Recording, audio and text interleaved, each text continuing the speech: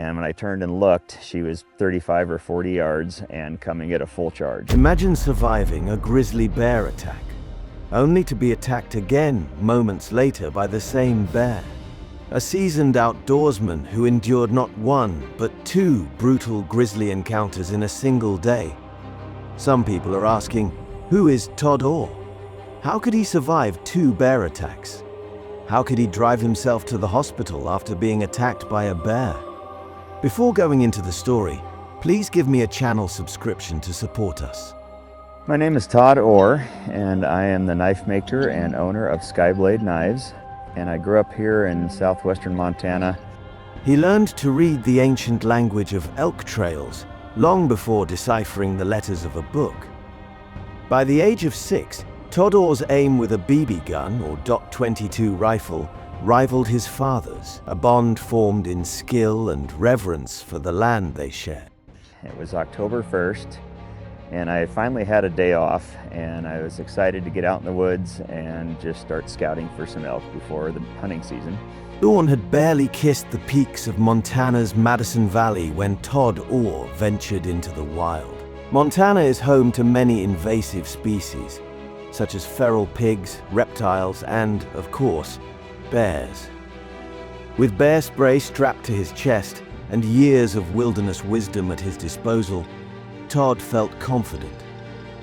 He'd prepared for the dangers of the backcountry, yet no amount of preparation could have braced him for what was about to unfold. And got all my gear on, got my backpack on, had my pistol and my bear spray, and headed up along the drainage. And as the trail narrowed, Todd's senses sharpened. The forest felt alive, its shadows shifting in the early light. And I got about 3 miles up the trail right at daylight. And I stepped out into a clearing and just walking pretty fast because I wanted to get up high to look for elk before. He crested a small rise, and there they were, a grizzly mama bear and her 2 cubs. They were just 80 feet away, their presence hidden until that very moment. And when I turned and looked, she was 35 or 40 yards and coming at a full charge. Time seemed to freeze as the massive bear's eyes locked onto his. She wasn't curious. She wasn't indifferent. She was angry. Instinctively, Todd knew this was a mother protecting her young, and he was too close.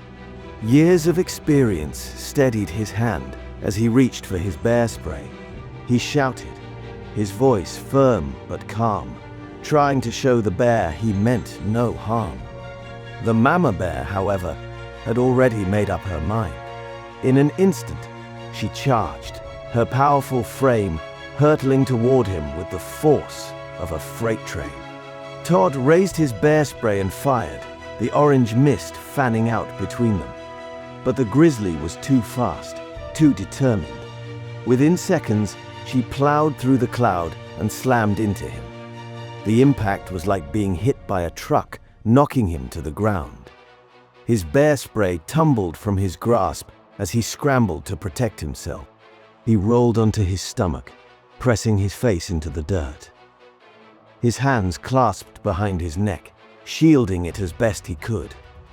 His legs spread wide to prevent the bear from flipping him over. It was a position he'd practiced in his mind, but hoped never to use. The grizzly's weight bore down on him, her claws raking across his back and arms. Pain exploded in sharp waves as she bit into his forearm, grinding muscle and bone. Todd didn't scream. He knew better. Movement or sound could provoke the bear further. Instead, he lay still, every fiber of his being willing himself to endure. The bear's huffs and growls filled his ears, her hot breath washing over him as she mauled him. Time lost all meaning. Seconds stretched into an eternity, and then, as suddenly as it had begun, it stopped. The bear paused, her growls fading into silence. Todd felt her weight shift, heard the snapping of branches as she retreated into the forest. He didn't move, not yet. He waited, heart pounding, until he was sure she was gone. His truck was 3 miles away, parked at the trailhead. 3 miles of rugged terrain now felt like an insurmountable distance. Still, Todd knew he had no choice. He had to move.